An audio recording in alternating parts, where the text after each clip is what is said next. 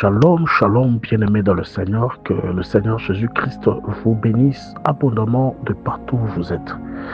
J'ai une pensée qui me monte dans le cœur et quand je cherche cette pensée, je me retrouve dans le livre de Matthieu, chapitre 2, où nous voyons que les mages sont allés chercher l'étoile qui était perdue dans la maison d'Hérode à Jérusalem.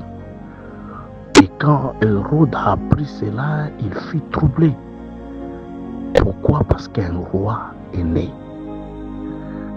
Et il a dit aux mages d'aller adorer le roi parce qu'il a fait des recherches. Il savait que le roi devait naître à Bethléem. S'il terminait à adorer le roi, il devait repasser par là pour que lui aussi puisse aller l'adorer. Or, c'était l'intention de tuer celui qui croyait qu'il devait lui remplacer sur son trône. Il a senti que son trône a été menacé. C'est ainsi que, divinement avertis, les mages n'ont pas retourné dans la maison d'Hérode. Qu'est-ce que je veux dire par là? Bien-aimés dans le Seigneur, nous devons tirer très attention.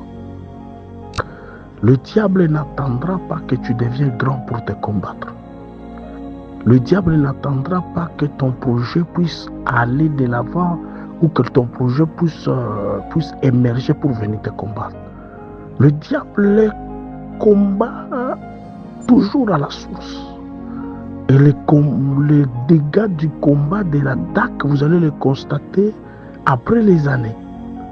C'est pour cela que je suis venu encourager quelqu'un de prier, même quand toute chose va bien. Même quand tu ne remarques rien d'anormal, il faut toujours prier. Il faut continuer à prier. Parce que le diable attaque toujours à la source. Vous pouvez avoir un projet, il attaquera seulement la matrice du projet. Et quand vous allez commencer à évoluer, vous sentez que les choses ne marchent pas, les choses ne vont pas comme vous le pensiez, et vous êtes en train de vous demander des questions. C'est parce que les combats ont commencé à la source. C'est vous qui n'avez pas tiré attention. Lève-toi là où tu es, bien-aimé. Ma mère, ma soeur, mon père, lève-toi. Prie. Cherche la face de Dieu.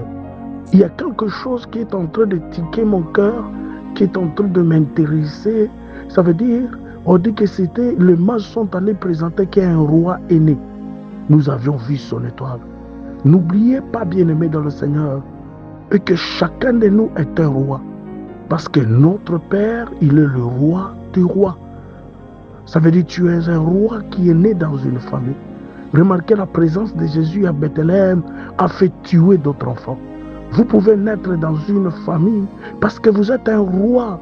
Le diable vient vous combattre, il déstabilise la famille, il détruit le travail des papas, il détruit leur union, il détruit la vie des mamans, il détruit la vie des frères, de tes frères et sœurs. Pourquoi? Parce que le diable ne voudra pas que tu puisses émerger, que tu puisses bien étudier, que tu sois stable. Le diable ne voudra pas ça. Il viendra détruire. C'est pour cela, toi qui sens que tu es un roi, toi qui sens que tu es la tête, bien-aimé, n'arrête pas de prier pour ta famille. N'arrête pas de prier pour tes frères et sœurs. Tu peux être leur sujet de combat, leur sujet de destruction. C'est comme ça, vous pouvez remarquer avec Jonas dans la barque. Jonas était dans la barque. C'est lui qui était le sujet de débarque, c'est lui qui était le sujet des problèmes. C'est lui qui était le sujet des problèmes. Alors bien aimé, vous aussi, vous pouvez être dans une famille, vous êtes un sujet de problèmes à cause de la grâce, à cause des bonnes choses que le Seigneur a prévues pour vous. Alors n'arrêtez pas de prier. Je vous encourage à la prière. La Bible dit, priez sans cesse, car le diable est en train de tourner autour de nous comme un lion, cherchant qui dévorer. N'arrêtez pas de prier. N'arrêtez pas de prier pour votre famille. N'arrêtez pas de prier pour votre situation familiale. Priez.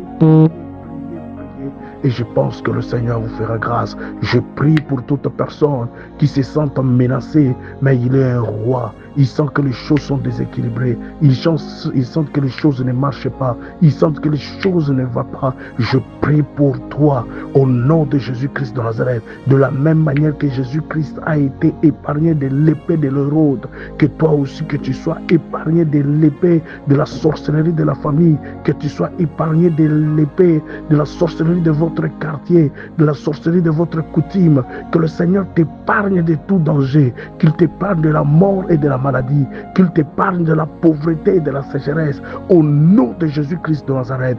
Toi qui écoutes cet audio, lève-toi, prie, et le Seigneur ne manquera pas à te faire grâce, car la grâce, elle est disponible. C'est bien votre frère, prophète Joël Kanina, général. Que Dieu vous bénisse.